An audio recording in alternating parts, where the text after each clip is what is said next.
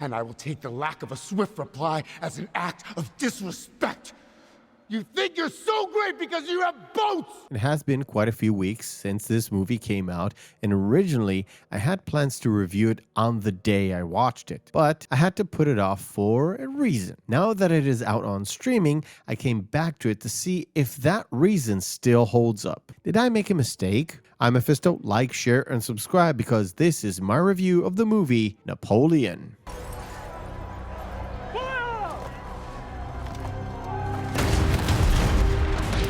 To tell you the absolute truth, I was super excited to go and watch this movie. I love both trailers, and personally I thought that Ridley Scott would be suited for this kind of movie. Historical epic with grand shots and big battle depictions about a man who almost was the new emperor of Europe.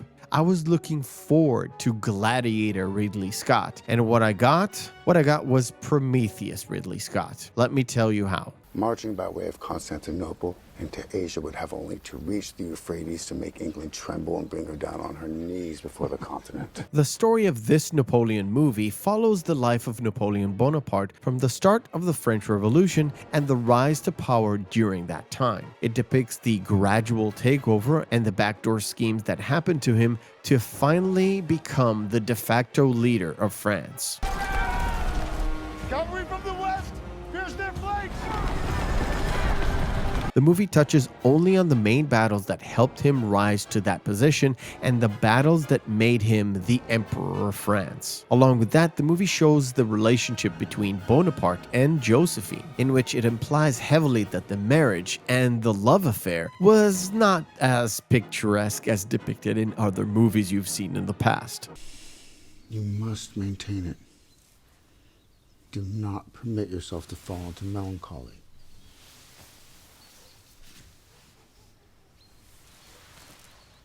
You look best when you're happy.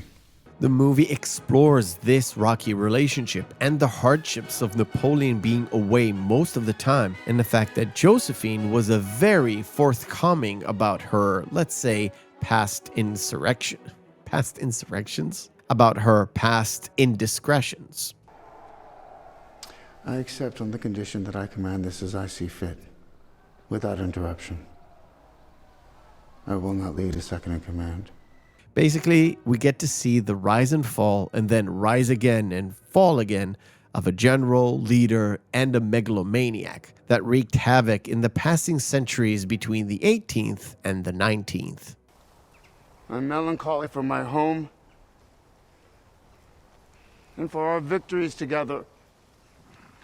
I must say again that the trailers were very promising. It looked like we were going to see how dramatic that time really was, how horrible that warfare was, and how tactical Napoleon was. Scott, or the studio, even released a snippet out of the movie showing the grandeur of Napoleon's battle with the Austrian army. But I'm sad to say, all of that was smoke and mirrors. I wanted an epic, and I got a dud. Cinematically, the movie was beautiful. There are sweeping shots and scenes that look really incredible. The costumes look fantastic, from the raggedy lowlifer in the French Revolution to the highest decorated generals of the time. But having a movie look good is one thing, but having a story that was engaging and compelling was a completely different thing. I sat in the theater and watched this movie, and the whole time I was wondering, did I leave the stove on?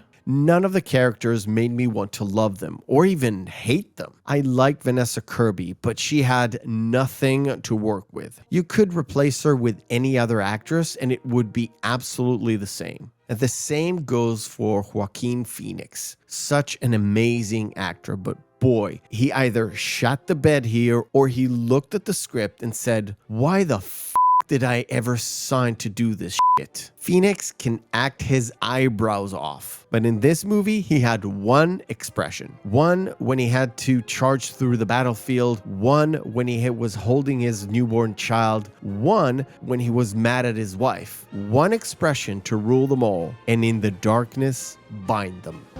He'd rather burn his own city than negotiate with me. I didn't think he had the courage. Another thing that kind of took me out of the movie is the jumble of accents. I get it. You bring quality British actors to play the French. Fine, but they keep talking in their normal British accent. Couple that with Phoenix not even trying, or directed not to try, to speak with a little bit of French accent, just broke my immersion. To top that, the Prussian and Austrian characters in the movie had dramatic accent while talking English, was just adding fuel to the cacophony of accents.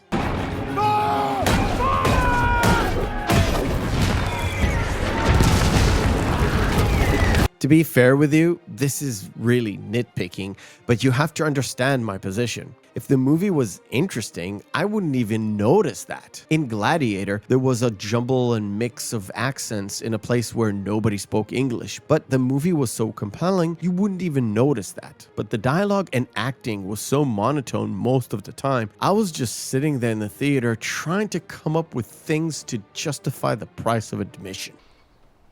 I've returned to France to find her bankrupt, printing money that is spent within hours.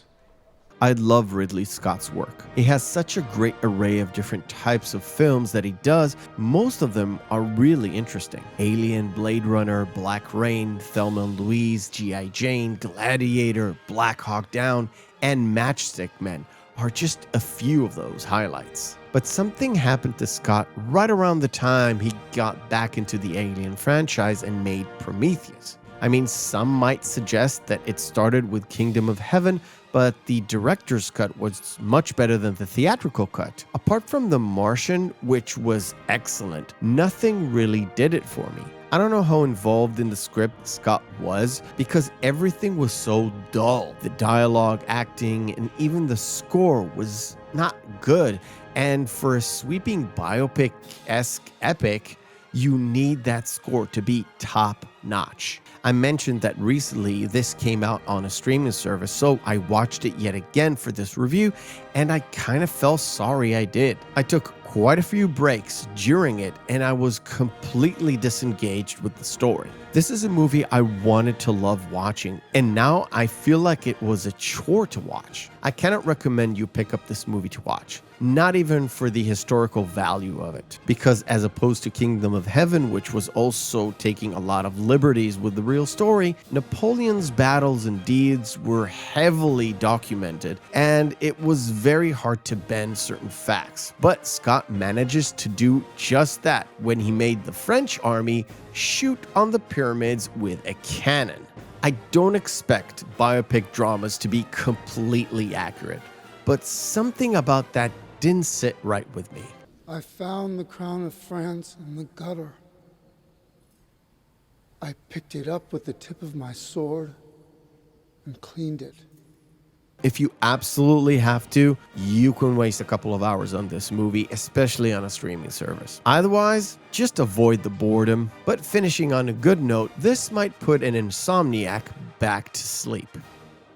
Thank you for watching. If you enjoyed this review, smash that like button to help me out and beat that algorithm. Check out other reviews that I've done in the past, or check out our live Saturday show, which we cover all sorts of amazing movies. And remember, hope is a good thing, maybe even the best of things, and no good thing ever dies. I'll see you on the next video.